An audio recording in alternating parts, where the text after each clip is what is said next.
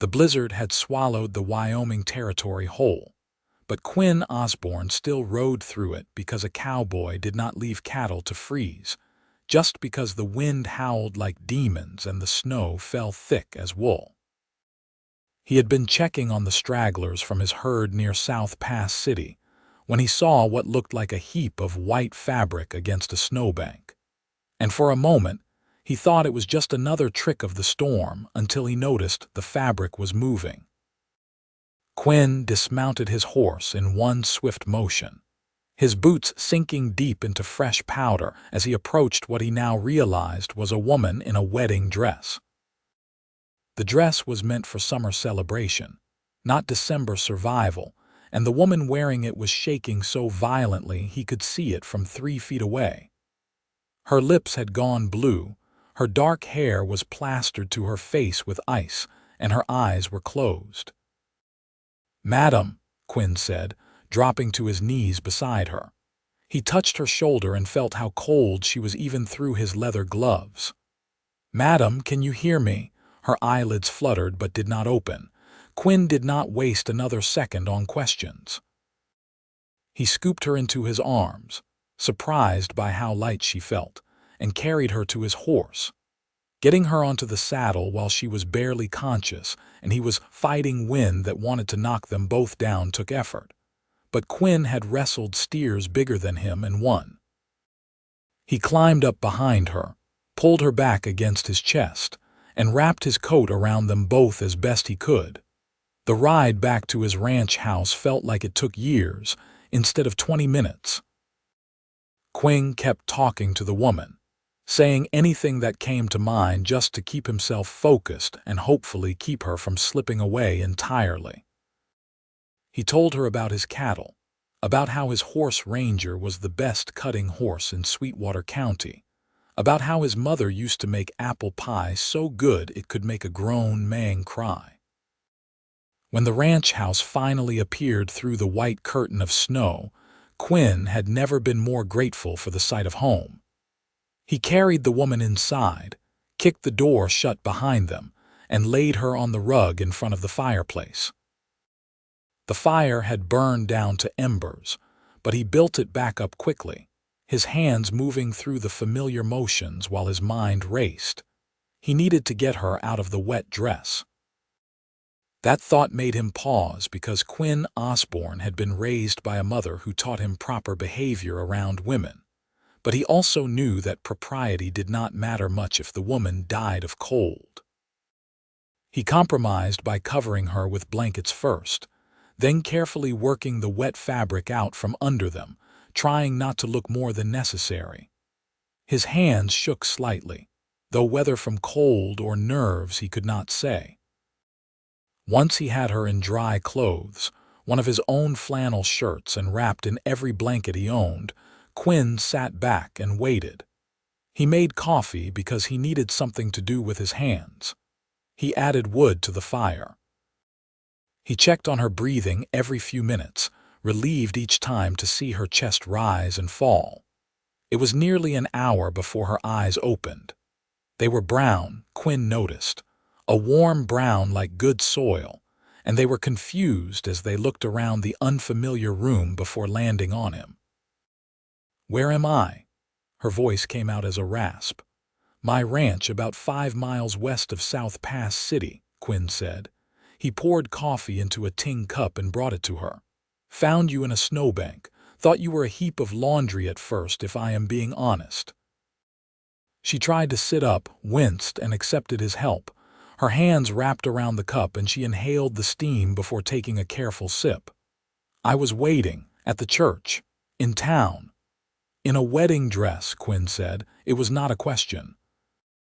Her face did something complicated, an expression that started as pain and hardened into something else. "My groom never came." The words hung in the warm air between them. Quinn had many questions, but the look on her face made him swallow most of them. Instead he asked, "What is your name, madam?" "Josephine Abbott," she said.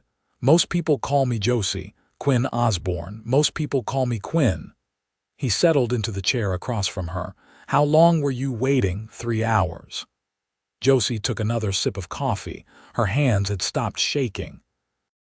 The church was cold, but I kept thinking he would come. That there was a reasonable explanation. The other people left after the first hour. Even the preacher left after the second, though he felt terrible about it. Said he had to get home before the storm got worse. She laughed, but it was not a happy sound. I thought if I just waited a little longer, if I just gave him more time, he would come. So I stayed in that church until I could not feel my feet anymore. Then I started walking. Walking where? I do not know. Away. Josie looked down at the coffee in her hands. I was not thinking clearly. I just needed to move. To do something besides stand in that empty church in a dress that cost more money than I should have spent, waiting for a man who clearly did not want to marry me. Quinn wanted to say that any man who left a woman waiting at a church was a fool, but he kept his mouth shut. Words like that were easy to say and often rang hollow. Instead he asked, "Are you hungry?" Starving, actually. He made her eggs and bacon, toasted bread over the fire, and watched her eat like she had not seen food in days. While she ate, Quinn tried not to stare, but it was difficult. Even with wet hair drying in tangles around her shoulders, even wearing his oversized shirt, even with the vulnerability written plain across her face, Josephine Abbott was beautiful. More than that, there was something about the way she held herself, a kind of quiet strength that made Quinn think she was tougher than she looked. "Tell me about him," Quinn said. "The groom who never came." Josie set down her fork. "His name is Thomas Cartwright." Was Thomas Cartwright, I suppose, since I doubt I will be using his name anymore. We had been courting for 8 months. He worked at the bank in town, wore nice suits, always said the right things. My parents loved him. My friends were jealous. She paused. I thought I loved him too. Thought. If you can stop loving someone the moment they humiliate you, maybe it was not love at all. Josie pushed eggs around her plate. Or maybe I am just angry enough that it feels that way. Ask me again in a week. Where are your parents, Colorado? They could not make the journey for the wedding because my father has been ill. We were going to visit them after the honeymoon. Her voice caught on the last word. I came here to marry Thomas. I have been living with my aunt in town for the past 2 months, helping her with her dressmaking business and planning the wedding. My aunt was at the church. She left with the others, but she told me to come to her house. I was supposed to go there, but I just could not face walking into her home in this dress, answering all her questions, seeing the pity on her face. She will be worried, Quinn pointed out gently. I know. Josie rubbed her forehead, but I cannot go back tonight. I cannot walk into town in this storm, and honestly, I cannot bear to see anyone yet. Does that make me selfish? Makes you human. Quinn collected her empty plate. You can stay here tonight. Storm should break by morning, and I will take you wherever you want to go then. Thank you. Josie looked at him properly for the first time, really looked at him, and Quinn felt the weight of her attention like something physical. You saved my life. I would have died out there. Anyone would have done the same. But you are the one who did it. The fire crackled in the silence that followed. Outside, the wind screamed, but inside Quinn's small ranch house, it was warm and quiet. Quinn showed Josie to his bedroom, insisting she take it while he would sleep on the floor by the fire. She protested, but not much, exhaustion clearly winning over propriety. Quinn lay on the floor wrapped in his coat, staring at the ceiling beams, and wondered what kind of man left a woman like Josephine Abbott waiting at a church. Wondered, too, why he could not stop thinking about the way her eyes had met his, or the sound of her voice when she said his name. Morning came with weak sunlight and silence. The storm had passed, leaving the world covered in fresh snow that sparkled like diamonds. Quinn made breakfast and tried not to notice how Josie looked in the morning light, how she moved around his kitchen like she belonged there, How easy it felt to have her in his space. "I should get you back to town," Quinn said, though part of him wanted to delay it. "Your aunt will be worried sick by now." "You are right." Josie did not look happy about it, though I still dread the conversation we are about to have. They rode together, Josie sitting in front of Quinn on Ranger, and if Quinn noticed how perfectly she fit against him, he told himself it meant nothing. South Pass City came into view, its buildings looking small against the vast white landscape. It was a gold mining town past its prime, smaller than it had been in its glory days but still alive, still hanging on. Josie directed him to a small house on the edge of town. Before they even reached the door, it flew open and a woman rushed out. She was in her 50s, with graying hair and sharp eyes that went wide with relief when she saw Josie. "Thank God," the woman said, pulling Josie into a fierce hug the moment she dismounted. "I have been out of my mind. I went looking for you last night, but the storm was too bad. I was about to organize a search party." "I am sorry, Aunt Margaret. I did not mean to worry you." Josie gestured to Quinn. "This is Quinn Osbourne. He found me and let me stay at his ranch." Margaret turned her sharp eyes on Quinn, and he had the distinct feeling he was being evaluated and measured. Whatever she saw must have satisfied her because she softened slightly. "Then, I owe you a debt, Mr. Osbourne. Please, come inside. The least I can do is offer you coffee and a proper breakfast." The house was small but tidy, filled with the tools of a seamstress trade. Fabric bolts lined the walls, and a dress form stood in the corner like a silent witness. Margaret bustled around making coffee while Josie sat at the small table, looking somehow smaller than she had at Quinn's ranch. "I went to see Thomas last night after the storm calmed enough," Margaret said, her voice tight with anger. "Marched right up to his boarding house and demanded to speak with him. Do you know what that coward did? He would not even open the door, just spoke through it, said he could not go through with the wedding, that he had made a mistake, that he was sorry.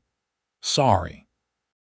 She slammed a cup down hard enough that coffee sloshed over the rim. "As if sorry is enough after what he did to you." "Did he say why?" Josie asked quietly. "Something about not being ready, about feeling pressured, about needing more time. Excuses, all of it." "If he felt that way, he should have said something before you were standing in a church in a wedding dress." Margaret turned to Quinn. "I hope you do not mind me speaking plainly, Mr. Osbourne. I know it is not proper conversation for a stranger, but I am too angry to mind my tongue." "No need to apologize, madam," Quinn said. He meant it. He found he was angry on Josie's behalf too, which surprised him. He barely knew her, but the thought of someone treating her so carelessly made his hands curl into fists. "What will you do now?"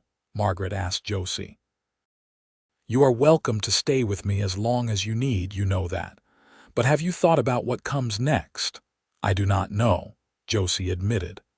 "I came here to start a life, but the life I planned does not exist anymore. I could go back to my parents in Colorado, but my father is sick and they have enough to worry about. I do not want to be another burden." "You could stay," Margaret said. "I could use help with the business. Lord knows there is enough work for two." Before Josie could answer, Quinn heard himself say, "I could use help too." Both women looked at him.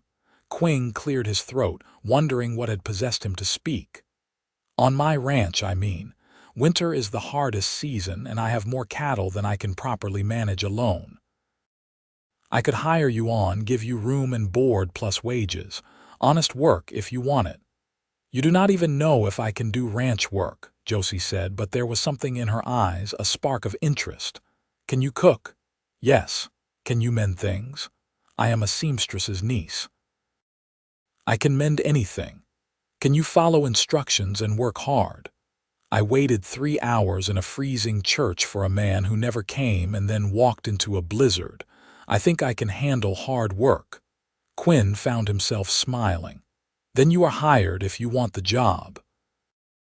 Margaret was watching them both with an expression Quinn could not quite read.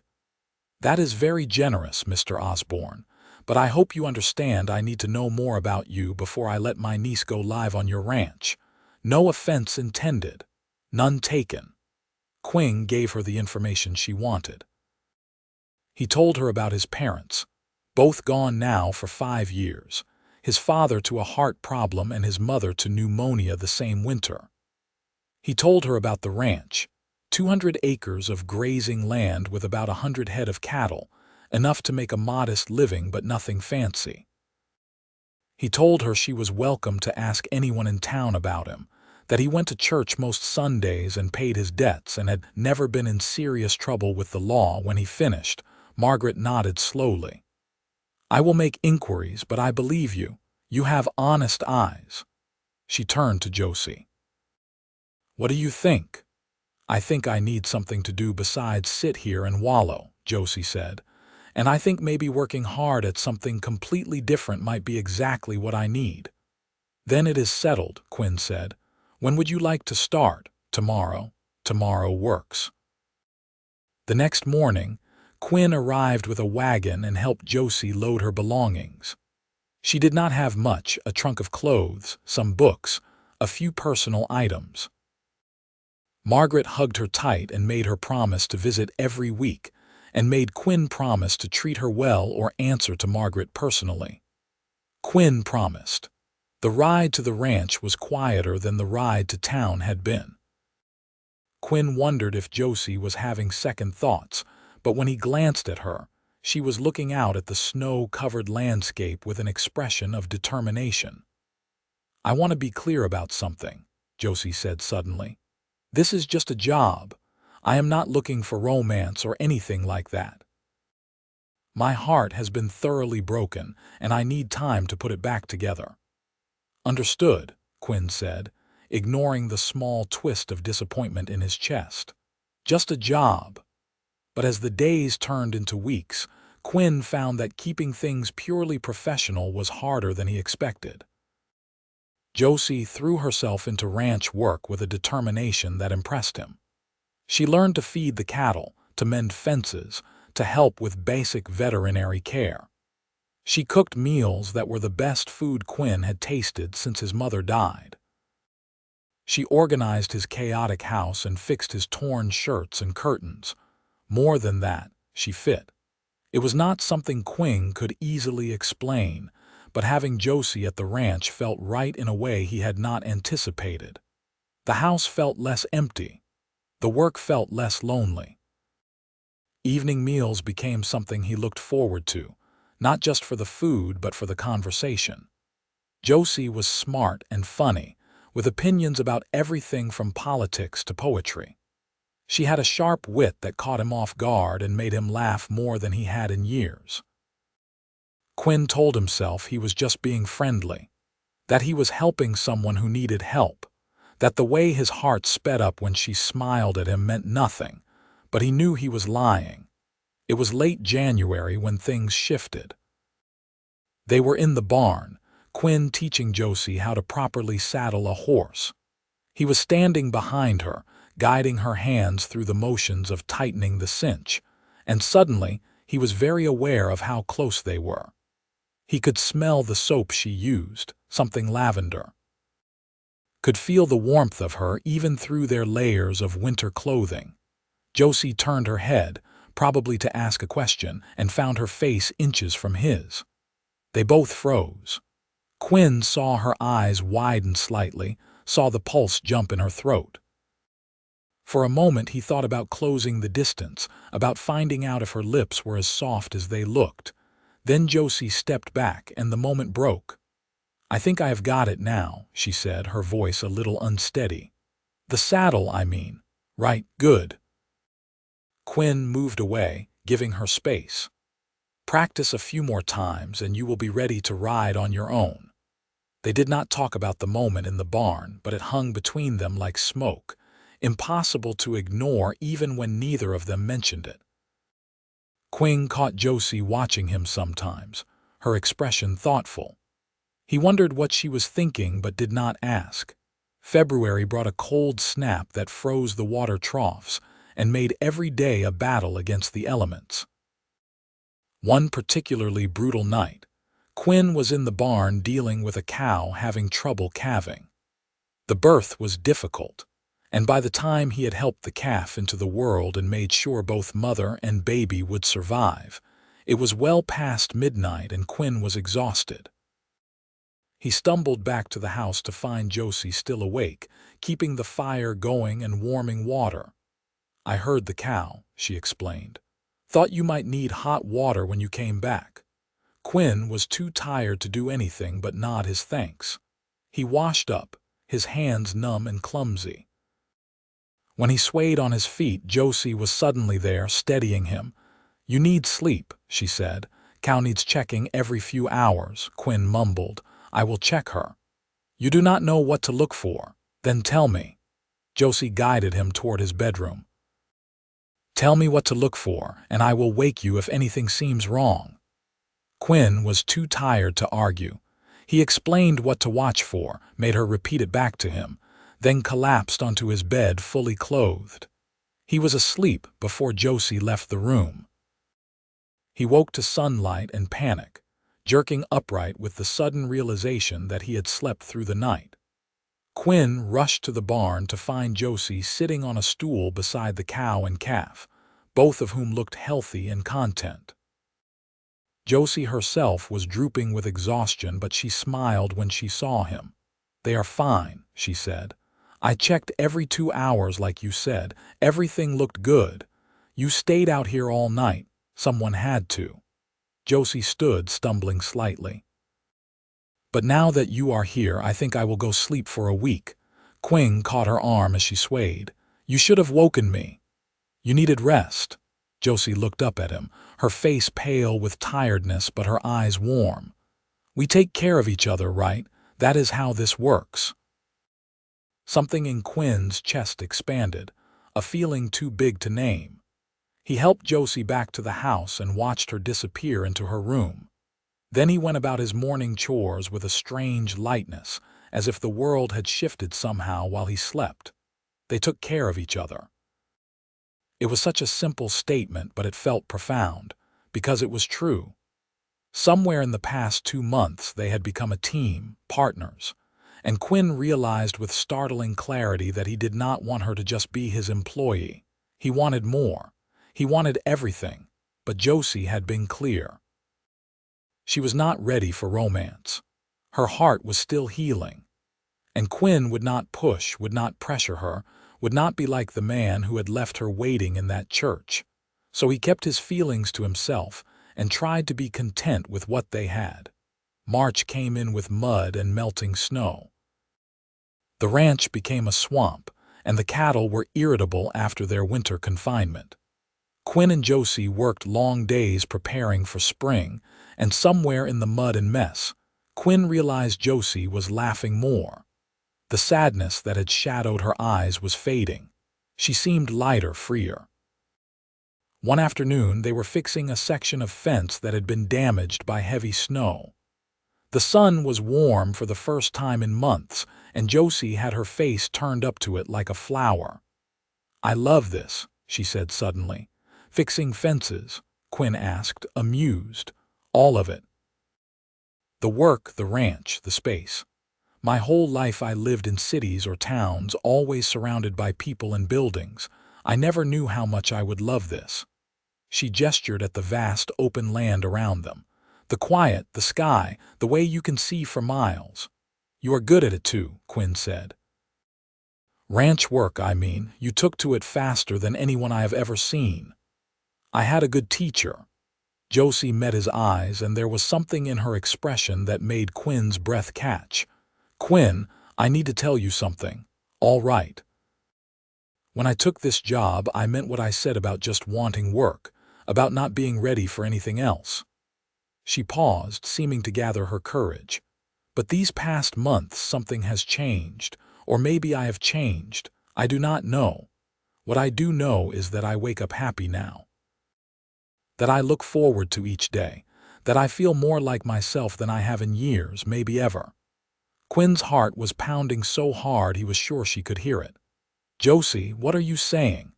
"I am saying that when I look at my future now, I see this ranch, this life, you." She took a step closer. "I am saying that somewhere between you pulling me from that snowbank and now, I fell in love with you.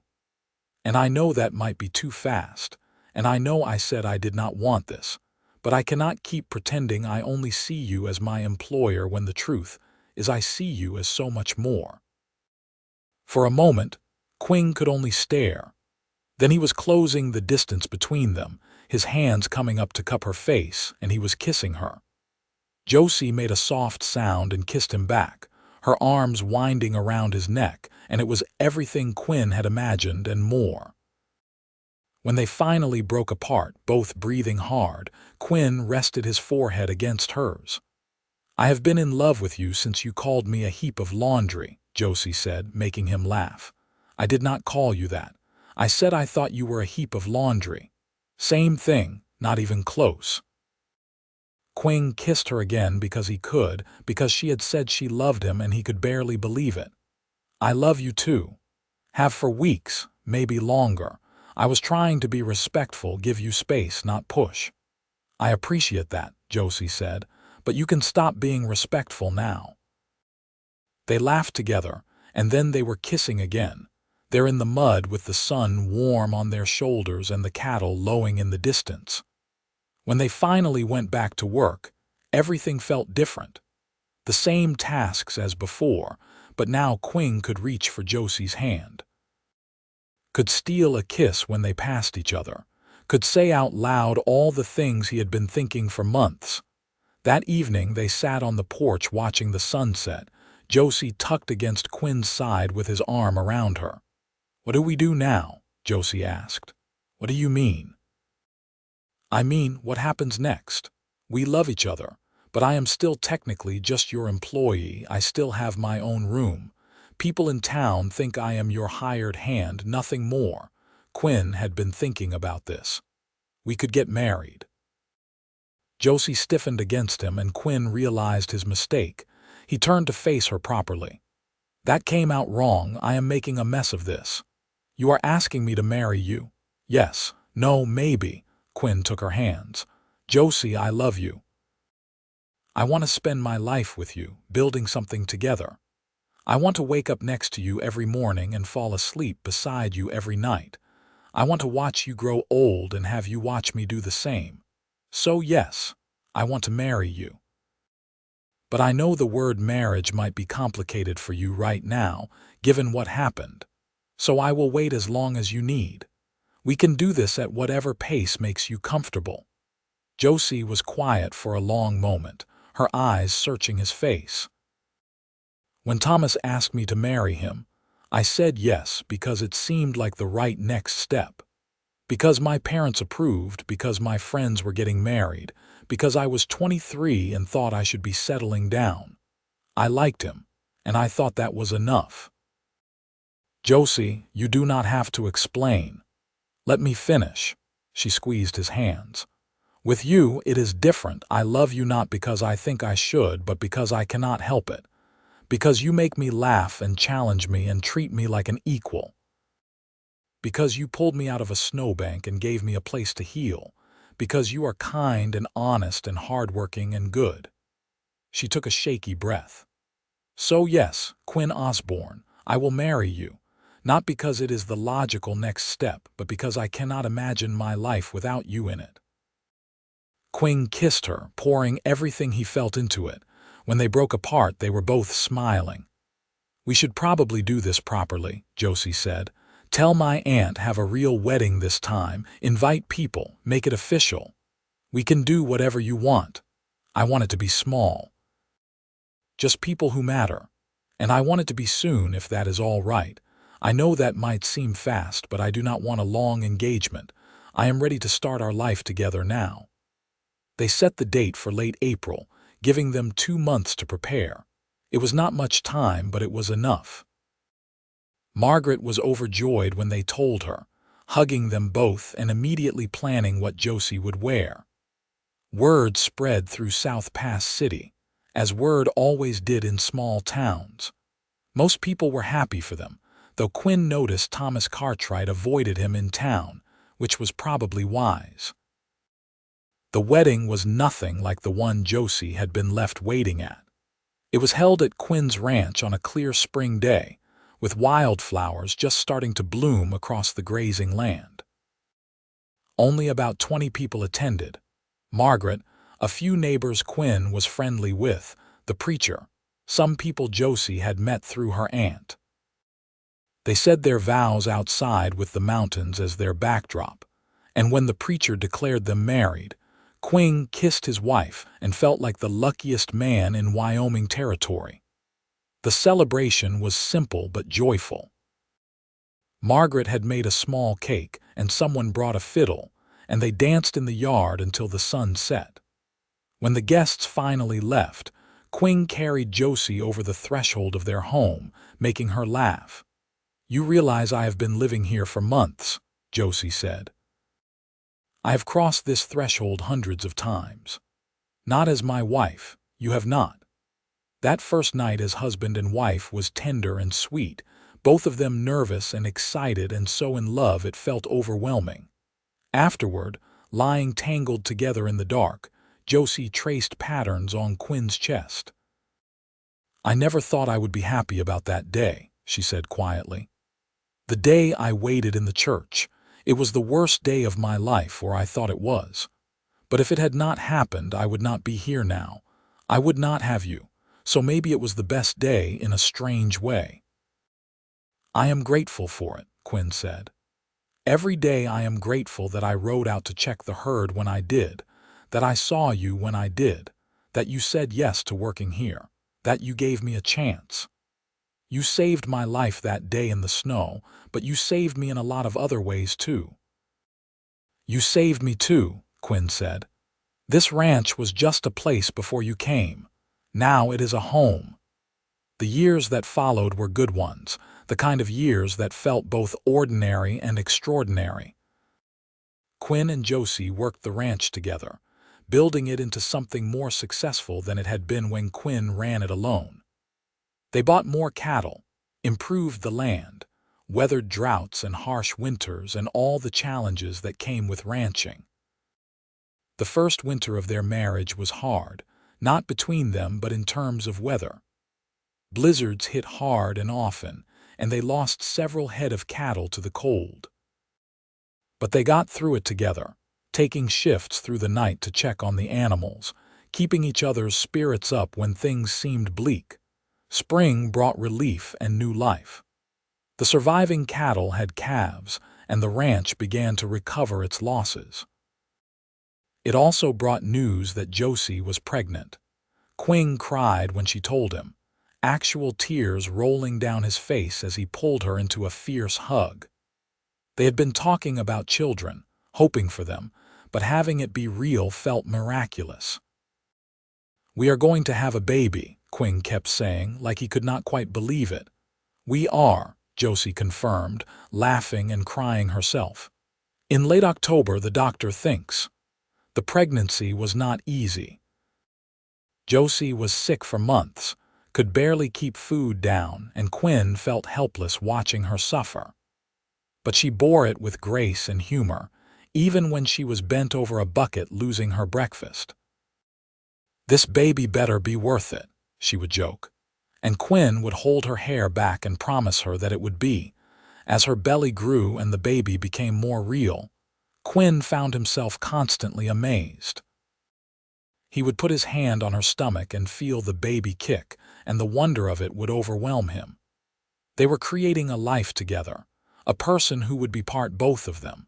It felt like magic. Their son was born on a cold October night in 1877, 2 years after Quinn had pulled Josie from that snowbank. The birth was long and difficult, and Quinn spent most of it pacing the kitchen while Margaret attended Josie with the doctor. When he finally heard the baby cry, Quinn nearly collapsed with relief. Margaret emerged to find him sitting with his head in his hands. "You have a healthy son," she said, smiling. And Josie is tired but fine. You can come meet him." Quinn walked into the bedroom on shaking legs to find Josie propped up in bed, sweaty and exhausted and more beautiful than he had ever seen her. She was holding a tiny bundle, and when she looked up at him, her smile was radiant. "Come meet your son," she said. Quinn approached like he was walking on sacred ground. He looked down at the baby's tiny face, red and wrinkled and perfect, and felt his heart expand in a way he had not known was possible. "Hello, little one," he whispered. "I am your father." "What should we name him?" Josie asked. They had discussed names but had not decided. Now, looking at his son, Quinn thought about all the people who had shaped his life. His own father, stern but fair. His mother, kind and strong. And Josie, who had taught him what love really meant. "What about James?" Quinn suggested. "After my father. James Quinn Osbourne." "James," Josie repeated, testing it. She looked down at the baby. "I think it suits him. Hello, James. Welcome to the world." Fatherhood changed Quinn in ways he had not anticipated. The responsibility of it felt massive, knowing that this tiny person depended on him for everything. But it also brought joy beyond anything he had experienced. Watching James grow, seeing him smile for the first time, hearing his first laugh, feeling his tiny hand wrap around Quinn's finger, these small moments felt precious beyond measure. Josie was a natural mother, patient and loving even when James cried for hours in the middle of the night. They took turns walking him, singing to him, trying to soothe whatever infant distress troubled him. It was exhausting, but they managed it together, the way they managed everything. James was 2 when Josie became pregnant again. This time the pregnancy was easier, and their daughter Sarah was born on a spring morning in 1879. She was quieter than James had been, more observant with her mother's brown eyes and her father's stubborn chin. With 2 children, the ranch house felt full and alive in a way it never had before. There was always noise, always activity, always something happening. Quinn loved it. He loved watching his children grow, loved teaching James to ride and helping Sarah take her first steps. He loved the family dinners around their table, the bedtime stories, the way James would follow him around the ranch trying to copy everything Quinn did. Josie thrived as a mother, but she also remained involved in the ranch. She kept the books, dealt with suppliers, and continued to help with the work when she could. Quinn made sure she knew how much he valued her partnership, both as his wife and his business partner. They added to the house as their family grew, building on 2 more bedrooms and expanding the kitchen.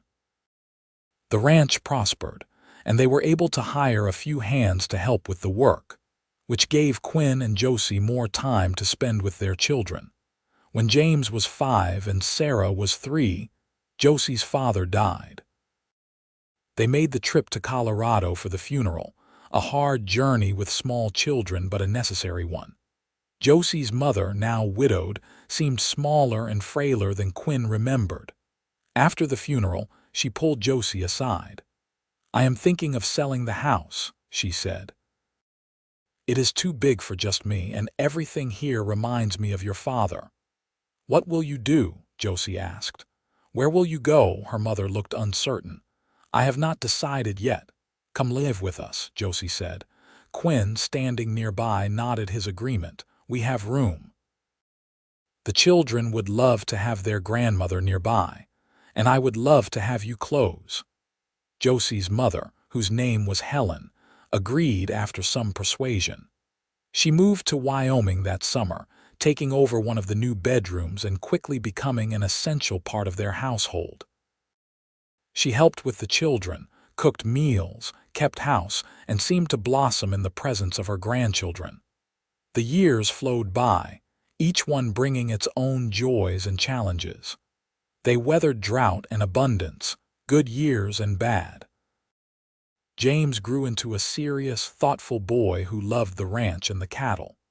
Sarah was more adventurous, always climbing things she should not and asking questions no one could answer. When James was 10, he asked Quinn about his mother's first wedding. "How did you and Mother meet?" he asked one day while they were mending fences together. Quinn debated how much to tell him. He looked at his son, who was old enough to understand, and decided on the truth. "Your mother was supposed to marry someone else," Quinn said, "but the man did not show up to the wedding. She was waiting for him in the middle of a blizzard, and I found her and brought her to our ranch. She worked here for a while and we fell in love. That is how we met." James absorbed this information quietly. "The other man was foolish," he finally said. "Very foolish," Quinn agreed.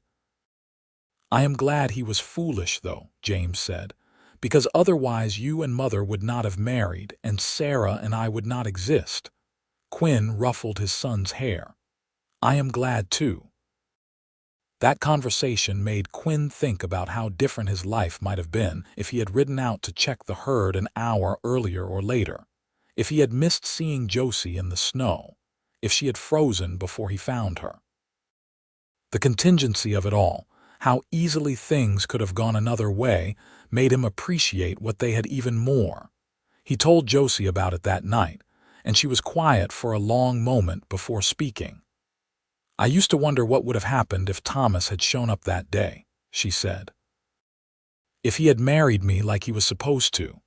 And it terrifies me, Quinn, because I think I would have been miserable. I do not think I would have known it at first, but eventually I would have realized we were wrong for each other. I would have spent my life in a loveless marriage, never knowing what I was missing." "You do not know that," Quinn said gently. "Maybe you would have been happy." "No," Josie shook her head. "I know myself better now than I did then. I would have been bored in town, stifled by a husband who expected me to be nothing more than an ornament. Thomas did me a favor by not showing up, even though he did it in the cruelest way possible. He set me free without knowing it." Quinn pulled her close. "Well, I am grateful to him then." "Even though he is an idiot," Josie laughed against his chest. "He is an idiot, but he is an idiot who gave me you." Life continued its steady progression. The children grew. The ranch prospered. Quinn and Josie marked their 10th anniversary, then their 15th. They weathered storms and droughts, celebrated good harvests, and mourned lost cattle. They supported each other through Helen's declining health and her eventual peaceful death when she was 72. Through it all, their love remained constant. If anything, it deepened with time. They knew each other so well now, could communicate with a glance, could finish each other's sentences. They still worked side by side on the ranch, still talked late into the night, still found reasons to smile at each other across a crowded room. When James turned 18, he told them he wanted to stay on the ranch, to eventually take it over. Quinn felt a surge of pride and gratitude. He had built this place, but it meant more knowing his son would continue it. Sarah, at 16, announced she wanted to be a teacher. It surprised them, but when Quinn thought about it, it made sense. Sarah had always loved reading, had always been curious about everything. They made arrangements for her to attend a teacher's college in Cheyenne, and though it was hard to let her go, they were proud of her ambition. On their 20th anniversary, Quinn and Josie took a trip, leaving the ranch in James's capable hands. They visited the church where Josie had waited all those years ago. It was a strange pilgrimage, but one they both felt drawn to make. The church looked the same, a simple wooden building on the edge of South Pass City. They went inside, and Josie walked to the spot where she had stood in her wedding dress, waiting for a man who never came. "I was so scared," she said quietly. "Not just that day, but for weeks before. I think part of me knew Thomas was not right for me, but I did not know how to stop what I had set in motion. When he did not show up, I felt humiliated and heartbroken. But I also felt relieved deep down, like I had been saved from a terrible mistake." Quinn took her hand. Do you think he knew that you were not right for each other? Maybe. I do not know. I heard he married someone else a few years later, that he moved to Utah. I hope he is happy. I hope he found what he was looking for. Josie turned to face Quinn. But mostly, I am just grateful. Grateful that he left me waiting. Grateful that you found me. Grateful for every day of the life we have built together. They renewed their vows right there in that church, with only each other as witnesses. It was not official or legal, but it felt important. They spoke the same words they had said 20 years before, but they meant them even more deeply now. They knew what they had, knew how precious it was, knew how easily it all could have been different. That night, lying in a hotel in South Pass City, Josie said, "I think I finally understand what real love is. It is not butterflies and excitement, though those are nice. It is not grand gestures or dramatic declarations. Real love is working side by side every day. It is choosing each other over and over again, even when it is hard. It is building a life together, piece by piece, day by day." "I think you are right," Quinn said, "and I think I am the luckiest man alive to have found that with you." They returned to the ranch to find everything running smoothly. James had handled things well, and Quinn felt confident that when the time came to step back, the ranch would be in good hands. Sarah graduated from college and took a teaching position in a small town 40 miles away. She visited often and eventually brought home a young man named Peter, a banker's son who treated her with respect and genuine affection. Quinn approved, and so did Josie. They married when Sarah was 22, and Quinn walked his daughter down the aisle with tears in his eyes. James married a neighbor's daughter named Catherine when he was 23. She was a practical, hard-working young woman who took to ranch life naturally. She and Josie got along wonderfully, and Quinn was grateful that his daughter-in-law fit so well into their family. Grandchildren arrived in due course. Sarah had 2 daughters. James and Catherine had 3 sons. The ranch house filled with the sound of children again, and Quinn and Josie loved every moment of it. They spoiled their grandchildren shamelessly, told them stories, taught them to ride, and watched them grow with the same wonder they had felt watching their own children. Quinn was 65 when he decided to officially retire, handing full control of the ranch to James. He and Josie did not go far. They still lived in the ranch house, still helped out when needed, but the day-to-day operations were James's responsibility now. It felt strange at first, not being in charge, but it also felt right. Quinn had worked hard his whole life. He had built something lasting, something he could be proud of. Now he could rest and enjoy the fruits of that labor. He and Josie spent their days doing things they had never had time for before. They read books together on the porch. They took long rides across the ranch, just for the pleasure of it. They visited Sarah and her family, delighted in their grandchildren, and enjoyed a slower pace of life. One evening, sitting on that same porch where they had spent so many evenings before, Josie said, "Do you ever think about that day? The day you found me?" "All the time," Quinn admitted. "I think about how different everything could have been. How easily I might have missed you or arrived too late. How close you came to dying out there in the snow."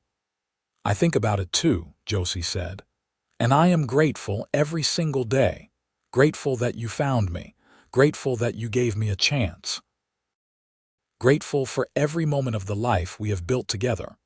Quinn reached for her hand, their fingers intertwining automatically after decades of practice. "I love you," he said. "I loved you that first morning when you woke up in my house. I loved you when you agreed to work on the ranch. I loved you when you told me you loved me.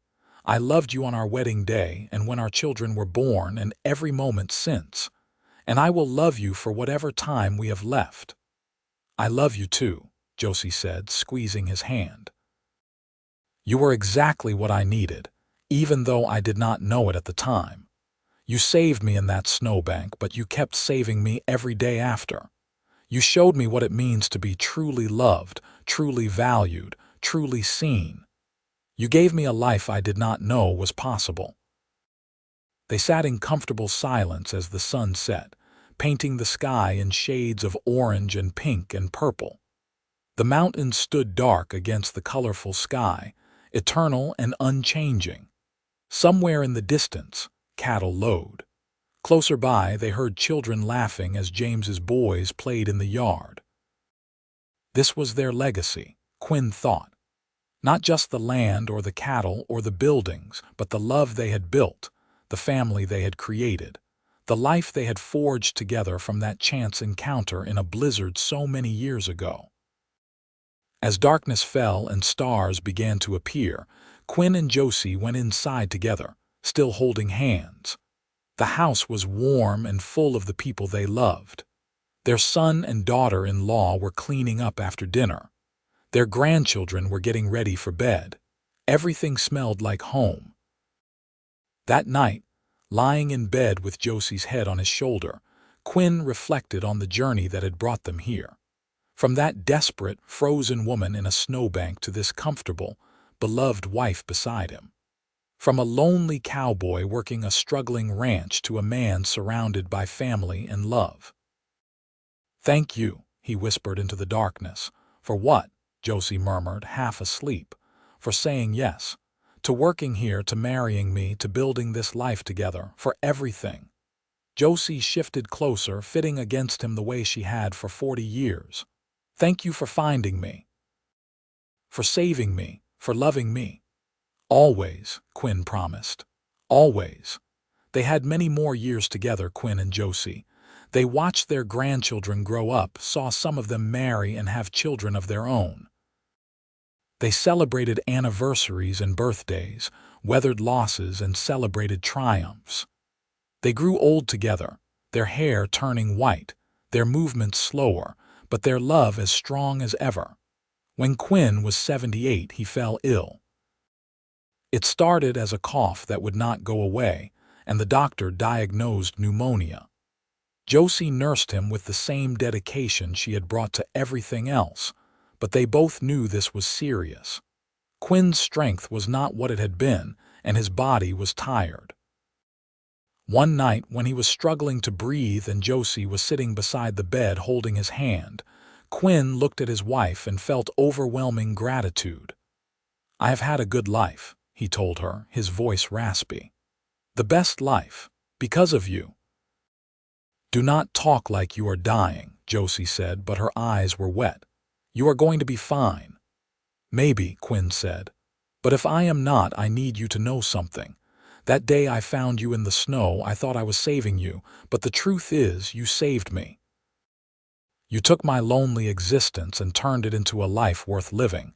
You gave me love and family and purpose. You gave me everything." "You gave me everything too," Josie said, tears flowing freely now. "Please, Quinn, do not leave me, not yet."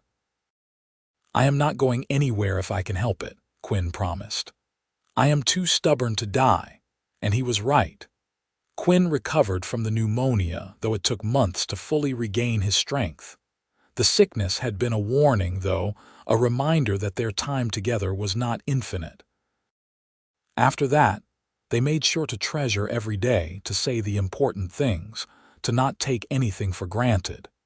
They made it to their 50th anniversary, a milestone they celebrated with all their children, grandchildren, and even a few great-grandchildren. It was a joyous occasion, the house and yard full of family, everyone gathered to honor the couple at the center of it all. During the celebration, Sarah asked them to tell the story of how they met. Quinn and Josie looked at each other and, without speaking, decided to tell it together. Quinn started. "It was December of 1875, in the middle of the worst blizzard I had ever seen. I was waiting in a church," Josie continued, "wearing a wedding dress, waiting for a groom who never came." They took turns telling the story, their voices weaving together as they described that fateful day. The blizzard, the abandoned bride, the cowboy who found her. The weeks that followed, the slow building of friendship and then love. Their wedding, their children, the life they had built together from that chance encounter. As they spoke, Quinn looked around at the faces watching them. His children, grown now with children of their own. His grandchildren, some with babies of their own. All of these people existed because he had ridden out to check on his cattle on a snowy day nearly 50 years ago. Because he had seen a heap of white in a snowbank and investigated. Because he had offered Josie a job, and she had said yes. The fragility of it all struck him anew. How easily none of this could have happened. How many small choices and moments of chance had led to this room full of love and family. When the story was finished, Sarah stood and raised her glass. "To my parents," she said, "who taught us what real love looks like. Who showed us that the best things in life often come from the most unexpected places. Who built something beautiful from a moment of chance. We love you both so much." Everyone raised their glasses and echoed the sentiment. Quinn and Josie sat side by side, holding hands as they always did, and let the love of their family wash over them. Later, when the party was winding down and most of the guests had left, Quinn and Josie found themselves alone on the porch one more time. It was the same porch where they had courted, where they had proposed and been proposed to, where they had watched their children grow, where they had spent countless evenings talking and dreaming and simply being together.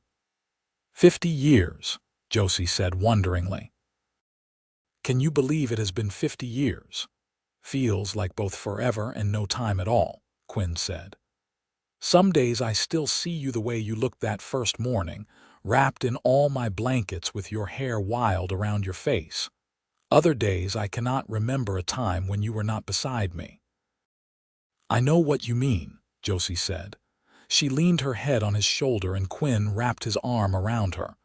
"If I could go back and talk to that terrified girl waiting in the church, do you know what I would tell her? What? That everything is going to be okay. Better than okay. That the man who is leaving her at the altar is doing her the greatest favor of her life. That in a few hours, she is going to meet someone who will change everything. That she is about to begin the greatest adventure she could imagine." "What would you tell her about the hard parts?" Quinn asked. "The work, the struggles, the times it was not easy." "I would tell her those are the parts that matter most," Josie said. "That love is not about the easy moments but about choosing each other through the hard ones. That building something worthwhile takes effort and sacrifice, but it is worth every moment. That she is stronger than she knows, and she is about to discover what she is really capable of." They sat in the comfortable silence of people who had shared a lifetime together. The sun was setting again, as it had on so many evenings before. But this sunset felt special, marking 50 years of sunsets they had watched together. "You have any regrets?" Quinn asked. "Anything you wish you had done differently?" Josie considered the question seriously before answering. "I regret that I did not tell Thomas how I really felt before the wedding, that I let things get so far without being honest. But that is the only regret I can think of, and even that led me to you, so I cannot regret it too much. What about you?" "I regret not kissing you sooner," Quinn said, making Josie laugh. "I wasted weeks trying to be proper when I could have been kissing my wife. You were not my wife then. A technicality." They laughed together, the easy laughter of people completely comfortable with each other. As the last light faded from the sky and stars began to appear, they went inside one final time. Quinn and Josie Osbourne lived 5 more years after their 50th anniversary. They were good years, peaceful years, surrounded by the family they had created and the love they had built. When Quinn finally passed in his sleep at 83, Josie was beside him, holding his hand as she had for 55 years.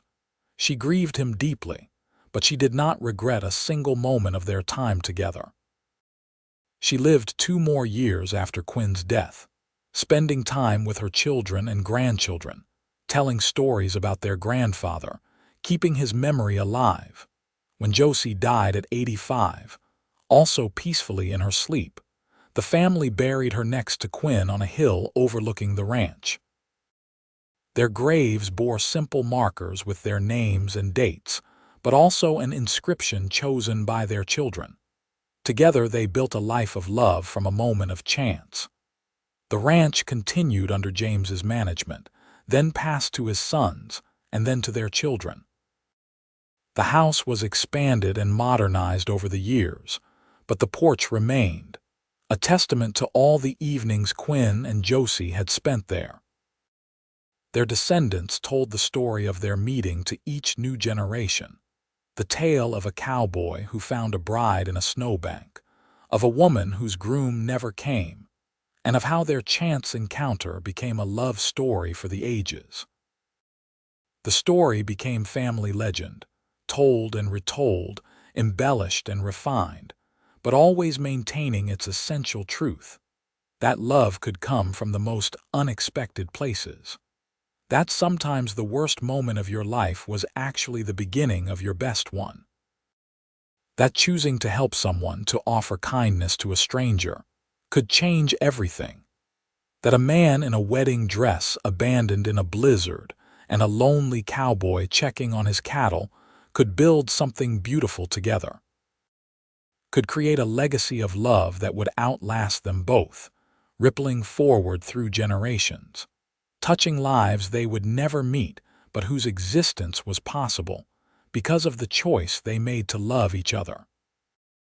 And so the story lived on, a reminder that sometimes the groom who never came was not the tragedy, but the blessing that led to real and lasting love. The story of Quinn and Josie Osbourne, who found each other in a snowstorm in 1875 and built a love that lasted until death and beyond, living on in the hearts and memories of everyone who knew them and everyone who came after. Their love had started with a simple act of kindness, a cowboy pulling a shivering bride from a snowbank.